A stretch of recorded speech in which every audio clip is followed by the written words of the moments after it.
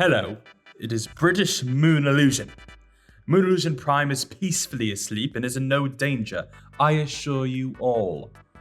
Today I asked myself the question, can I beat Fallout New Vegas with only knives? Surprise, mother... Wait, that doesn't sound right. I know. Can I beat Fallout New Vegas as if it were Fallout London? After all, Fallout London just dropped, and instead of playing that game, to honor its release I decided to replay Fallout New Vegas again. Disclaimer. My friend from the UK helped in the script making process, but did not approve of the accent. Now the rules for this challenge are rather straightforward. The first rule being that I obviously can only use knives in this playthrough.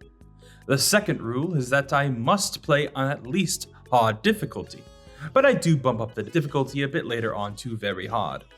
The third rule is I must play the part of an average Brexit geezer, which just means I am a hard worker who enjoys drinking with the lads at the pub, neglecting the wife and kids, and waking up in an alleyway, hungover and half chub. But I suppose I drank a few too many at the pub last night. I ended up getting shot in the head and luckily dragged to a doctor. At least in England there is free healthcare. Oh wait, bloody hell. I got so drunk yesterday that I wound up in Vegas. No wonder that guy shot me with a gun. Luckily, the guy who healed me must have been from England as well, since he didn't charge me a penny. He asked me my name and then showed me the face my wife decided to settle on. He then had me test my vigor, which was a bit strange, but he is the doctor after all. Here are the stats I wound up with. High strength for better melee damage, high intelligence for more skill points, and high luck since I am lucky to be alive. That is what my last doctor said too. Strange. The doctor had me sit on his couch and gave me a psych evaluation. I have tried those before, but always seem to fail.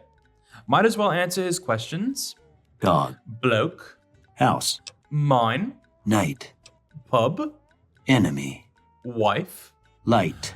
Not my wife. Surprise... Mother. Fucker. I guess from all those questions, he knew that I was good at lockpicking, medicine, and melee weapons.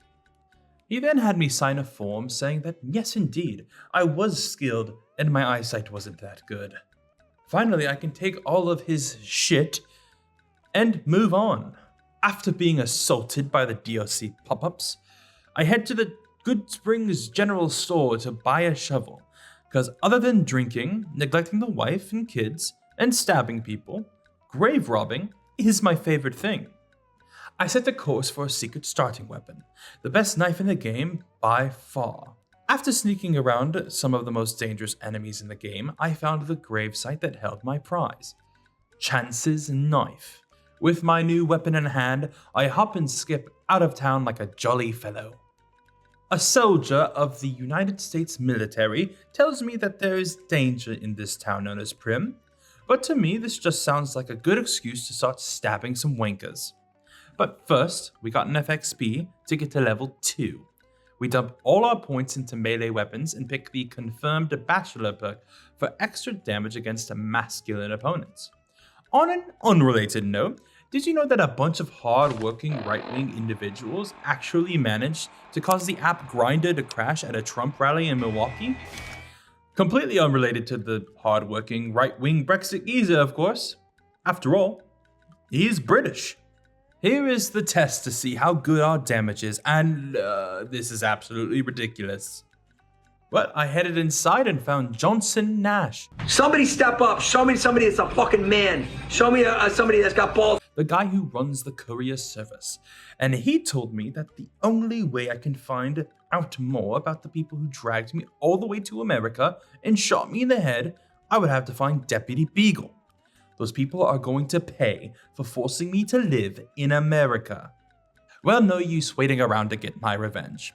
Luckily, the people I am stabbing seem to all be made out of grass, because I have no problem mowing them all down.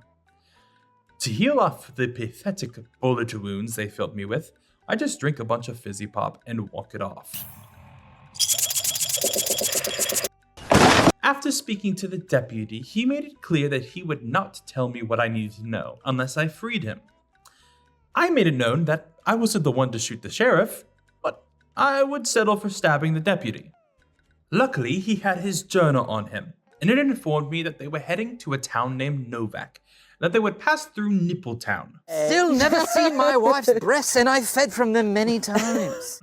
Stabbing all those people sure is a lot of work though. Let's see if we can't find something fun to do for the night. I made my way to the NCR Correctional Facility. Now it is home to people known as the Powder Gangers. It's been a while since I tried some powder myself, so I decided now is the best time for that. The bouncer in the front told me that I had to pay to get into the club, but I've had a hard day and needed to get the edge off, so I politely explained my predicament to him. And I got inside. Met with the boss at the club, who casually mentions that he can communicate with the dead. Dawes said he let somebody in. I am not liking the vibes of this club, I must say, but feel like I need to do what they say. He wants me to do a few odd jobs for him. Watch hit. out! Whoa!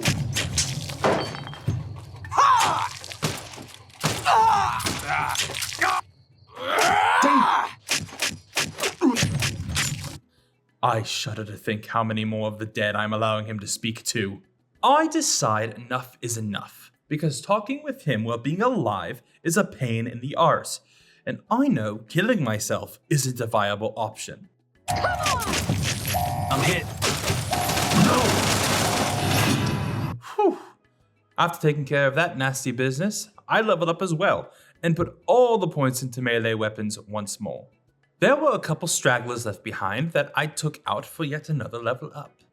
After putting all those points into melee weapons, I took the Educated perk. After all, I went to Eton College in Windsor, Berkshire.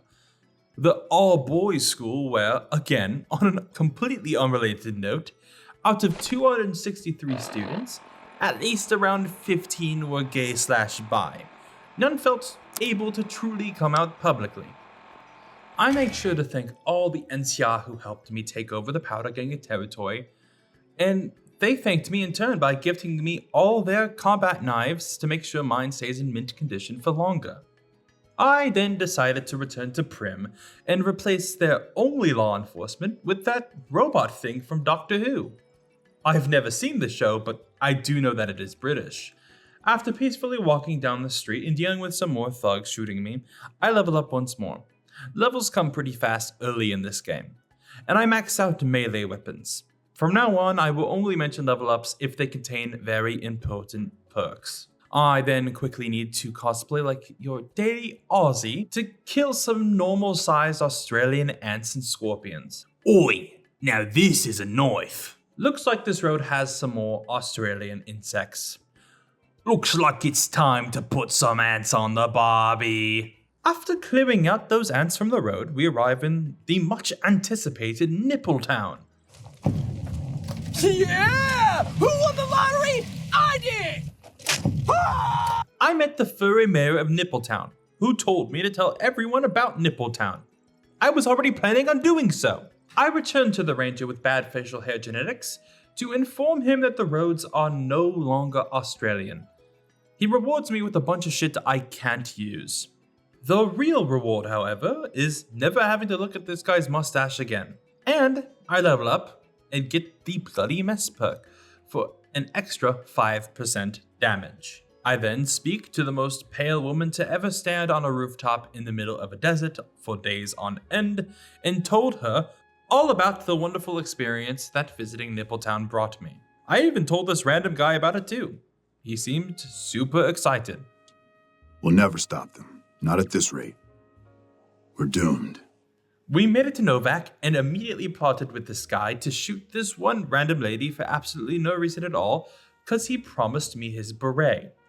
Add stealing valor to my list of favorite things to do. We then met with this guy named Manny, and after using skills taught to me and about 15 other people at Eton College in Windsor, Berkshire, I convinced him to tell me what I want to know about the people who brought me to America. I decided to do the quest that Manny gives us anyway, as if I don't, I will be missing out on a lot of XP, expensive energy weapons to sell, and stealth boys. But there isn't much to talk about this quest, so while it plays out in the background, I'm going to have a quick visit to the loo.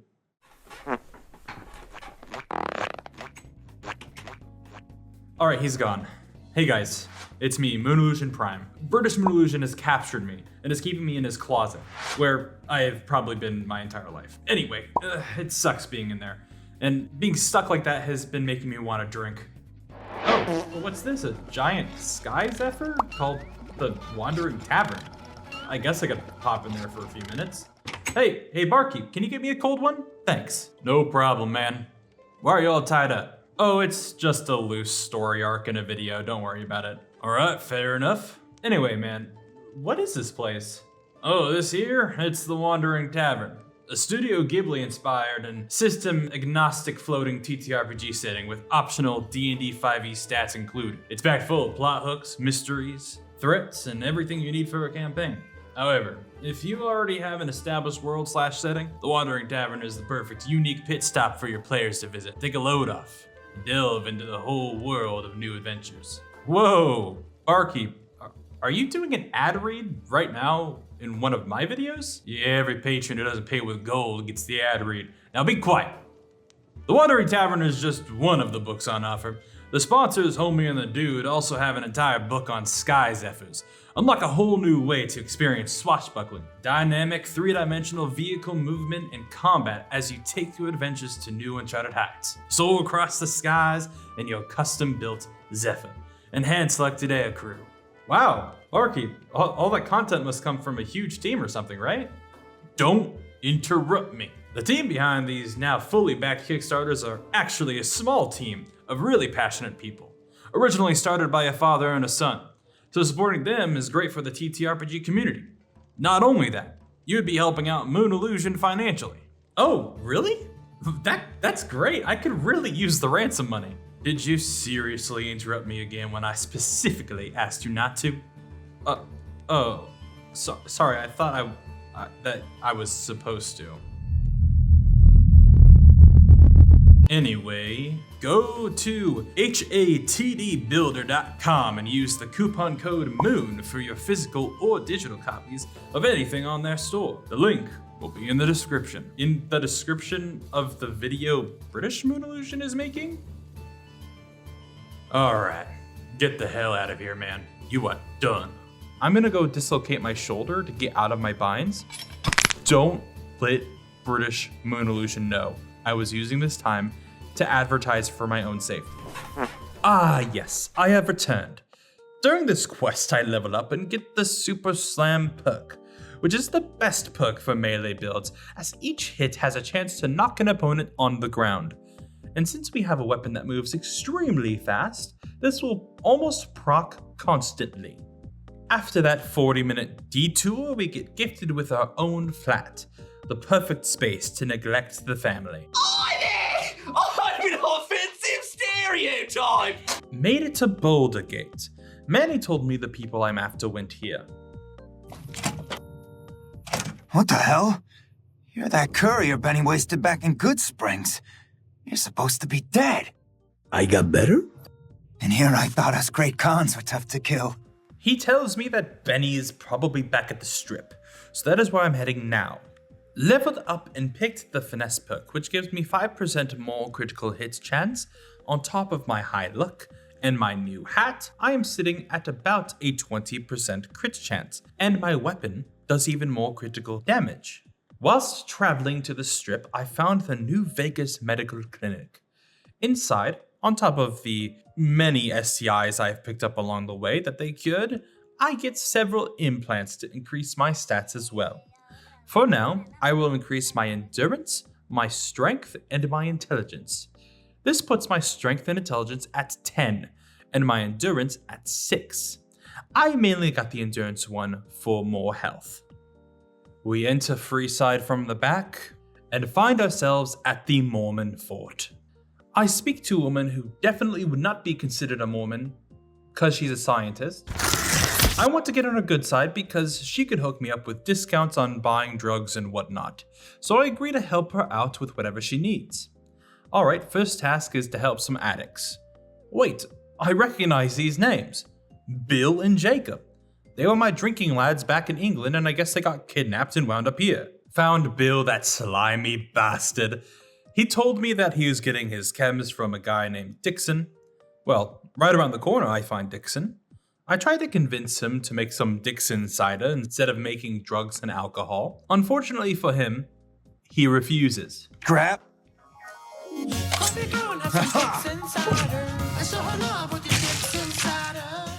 To help my lads Bill and Jacob though, I'm going to have to get some drugs that help and make my brain a bit smarter. So for now, I will return to them once I get the stuff required. I, however, decide to check the Atomic Wrangler. I have been working non-stop now for about 20 minutes and could use a break from all the hard work. The first thing I do is complain to the manager. He tells me that if I want different types of quote-unquote workers, I would have to find them myself. Fine, I will do that in a minute. Just sounds like more work, honestly. I then went to the other manager and decided to open a tab as well. But she went on a huge rant about how they don't do that anymore, and now I'm stuck with more work. Bollocks. That's it though. I'm going to relax unless it will kill me.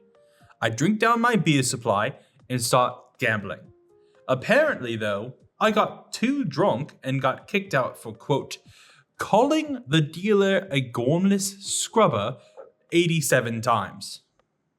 Fine, I get it. The people here are just intolerant to my culture, it seems. Well, found that ghoul cowboy I wanted to work at the Atomic Wrangler. Too bad she's a too bad she's a ghoul.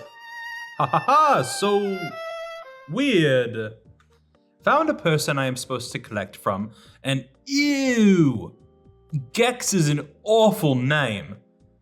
I am such a good person. Found another guy who owes some caps. His name is Santiago.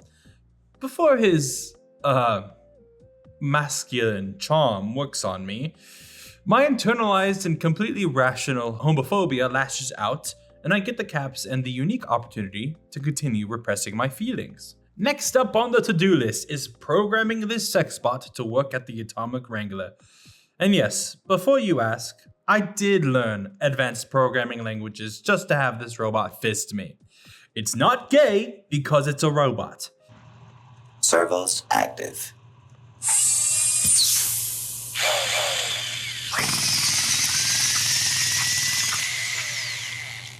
I send the sex bot to the manager at the Wrangler and proceed to walk very slowly back to town. Last of the people I want to work at the Wrangler is... Well, you know, I'm only really requesting for him to work there because he is desperate for a job. No other reason at all. I have to go spelunking in a cave to find the rest of the caps. Where are the child laborers when you need them? I return to my lad Bill and give him the stuff to lessen his addiction, which means there will be more chems for me now. Now it's time to save my lad Bill, who is no longer an alcoholic. Can't wait to see his recovery and to grab a drink with him at the pub. Wait a second, does that building say the Kings? I didn't know that King Charles III frequents Vegas. I really hope he is still around by the time this video comes out. I'm the king. What can I do for you? He sure looks a lot younger and sounds a lot more funny. He tells me to assassinate this one guy, which I'm sure is the first time he has ever ordered something like that to happen. For legal purposes, I am genuinely saying that I do not believe he has ever or will ever order an assassination. We find the guy he wants us to quote-unquote chat with, and we have a quote-unquote talk with him. After speaking with King Charles III again, he wishes for me to check on the king's horses and the king's men. Not to put them together again, but rather to see who broke them. I then find the horses for the king, who are a bit more like a bunch of asses. They tell me to find someone named Lieutenant. He probably said Lieutenant Wayne. In my search for this Lou person, I stumbled upon this building by chance. Not like I have played this game many times before. I steal this guy's key and head inside and talk to this lady who tells me that King Charles III has a traitor in his royal guard. We discover that it's this bloke named Pacer who is shitting himself after getting shot at. I negotiate on the king's behalf, making the blokes firing on him cease their fire. I return to his royal majesty and inform him that I have gone ahead and solved all his problems, at which point he promises me a boon that he can grant. I immediately cash in my favor to join his royal guard. This levels me up as well, letting me pick the Piercing Strike perk, which negates 15 points of damage threshold on a target I am attacking. In layman's terms, enemies with better armor are worse at blocking the damage I deal. Since my weapon is a knife, this is pretty groovy, baby. I spend the caps wisely on getting my body brutally mutilated to make myself luckier. I also stupidly increase my agility by 1 as well. I honestly cannot remember what this was used for. I think I used this to move slightly faster maybe, but I should have gone with the subdermal armor instead. Submit to a credit check, or present your passport before proceeding to the gate. Trespassers will be shot. Beep boop boop bop boop boop beep. Thank you, sir. You may proceed. Alright, now I just gotta meet some guy calling himself Mr. House, and then we can finally do some drinking and gambling. Wait a second. I am absolutely gobsmacked. I recognize this guy. His name is actually Nigel Farage. I really resonate with him because he is a billionaire, and to get that much money, that means you must have worked really hard. For those who don't know about this guy, he ran the party UKIP, which started the Brexit movement. You see that you and I are of a different stripe, don't you? We don't have to dream that we're important. We are. I will literally do whatever this man tells me to. The business is this. One of my employees has stolen an item of extraordinary value from me, and I want it recovered. Simple enough. His employee happens to work at a casino, and I'm trying to go out on a bender, so I am here on the strip for work and for pleasure, it seems. I of course need to check every casino for this employee of his. Nope, not at this table. Not at this one either. I don't think I'm looking hard enough. He doesn't seem to be at this table either. Well, after that night of searching, and after waking up in a rubbish bin, my blood alcohol level being so high it could sterilize someone's wound, and getting kicked out of all the major casinos in the strip for calling each dealer I could find a wanker or a plonker, or the worst British insult I can think of, an American, I look at my wallet and realize that I'm filthy rich now. And all it took was some hard work. Kids these days just don't get that. After finding a guy named Swank, sounds an awful lot like Shank to me, I convinced him to let me have my weapons in the casino. Big mistake. There the bastard is. What in the goddamn? Aha! I'm gonna ring your phone. Now, I'm not saying that Nigel Farage would order me to kill someone to get something he wants. Legally speaking, that would be an absurd and completely false and baseless thing to say. In fact, could you even name one time in which a rich, right-wing individual in a seat of power used his influence to rally up a bunch of people to storm the Capitol in the month of January? I don't think you could. I returned to my lad Nigel, hungover a bit still, good to be back to normal, and give him the package I was supposed to deliver. One vibrating platinum chip. Just sign here, an initial here. Perfect. Such a small thing, isn't it? And yet so capacious. So very dear. After giving him the sex toy, he is adamant that I meet him down in the basement. After his demonstration, Trips to the basement are rarely so educational, don't you think? he tells me he wants me to go to a place called Fortification Hill, the epicenter of Caesar's Legion. One wrong move and I am dead in an instant. Without thinking of my own safety, my blind loyalty has me agree to whatever he says, and we head off there.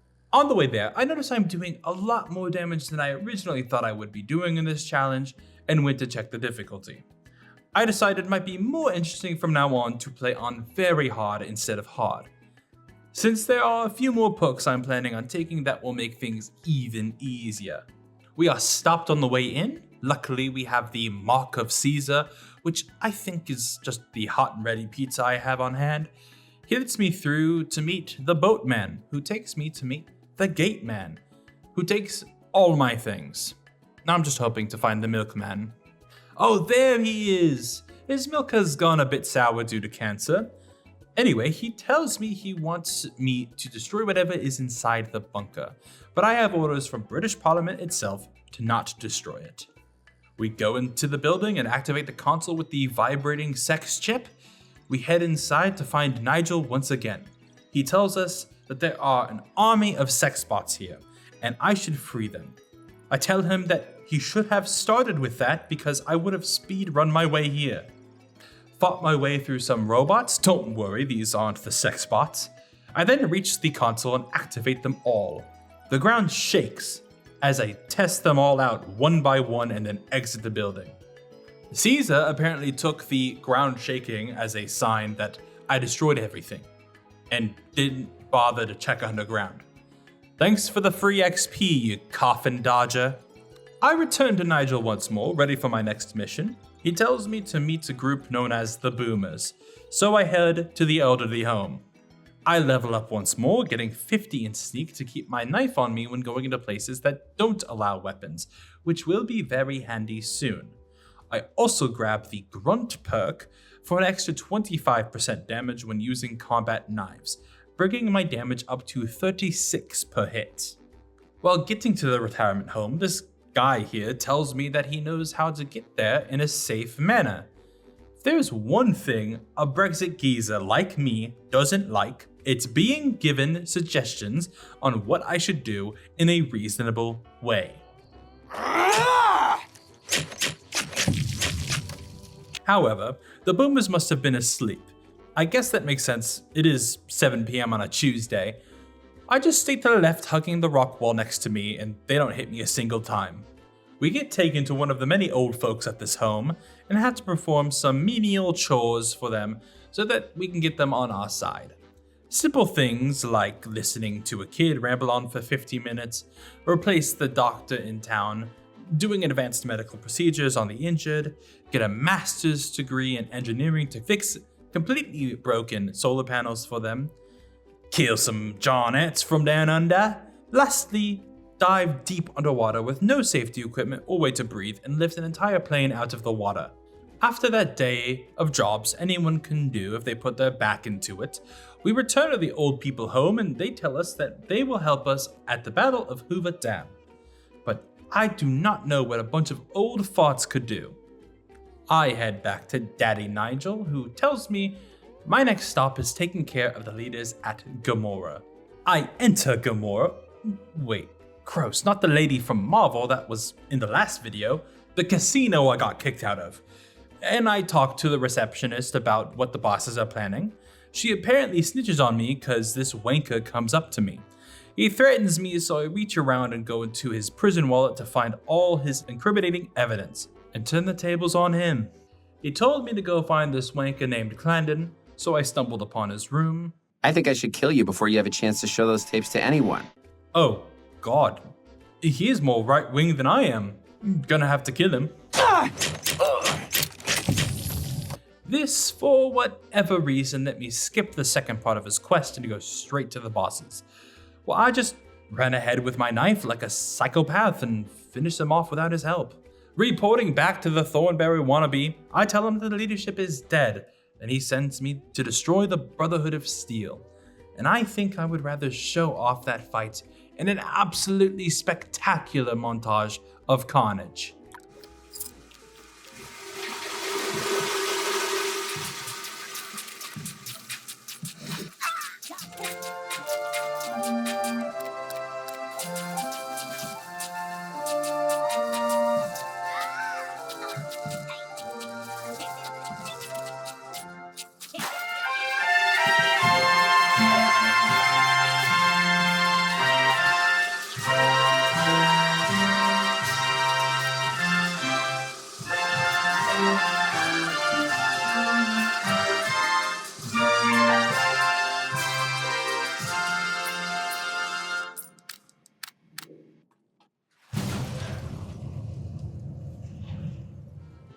Nigel Farage is impressed with my takedown of yet another faction, and he rewards me by sending me to make sure someone doesn't die?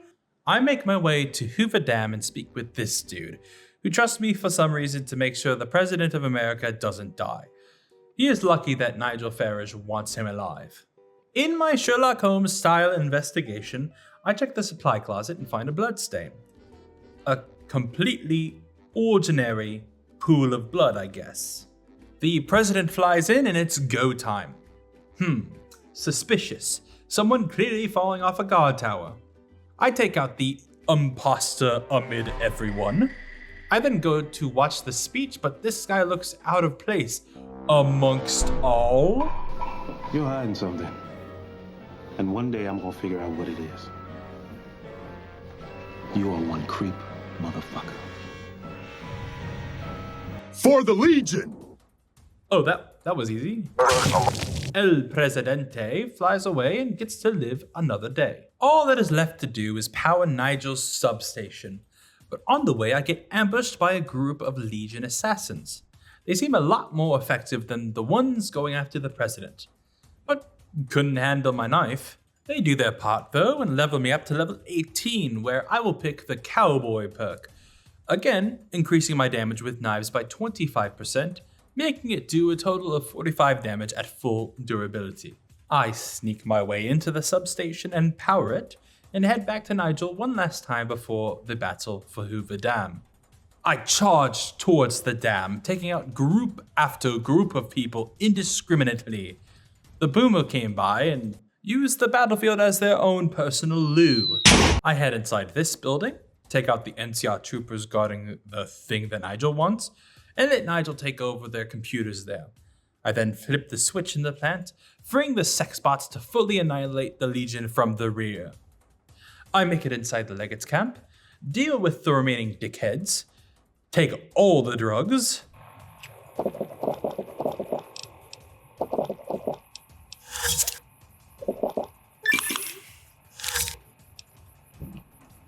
meet the biggest bitch of the East, and make him my bitch. Stupid degenerate. Come on! Had enough? General Oliver greets me at the camp, and I tell him to surrender. He refuses, so I stab him, which is pretty much the summary of this whole playthrough. Nigel professes his love for me, which isn't gay, because he is a right-wing billionaire. Queer little creatures, and gay to be certain too. And that is the end of the playthrough. If you enjoyed this, please... Wait! Oh, bloody hell, he got out of his mind! Help me! I never want to hear a British accent that changes so often again. Thank you all for watching, I guess, British Moon Illusions video. I will try my best to make sure he never comes back. If you like this kind of video, make sure to check out my previous one, and if you like both, make sure to subscribe to not miss out on more videos like these. Also, if joining the Discord and getting to watch videos with me sounds interesting to you, please check out the Patreon. Speaking of which, big thank you to Shane Timoney and Brody for being patrons. Anyway, this is all. Peace out.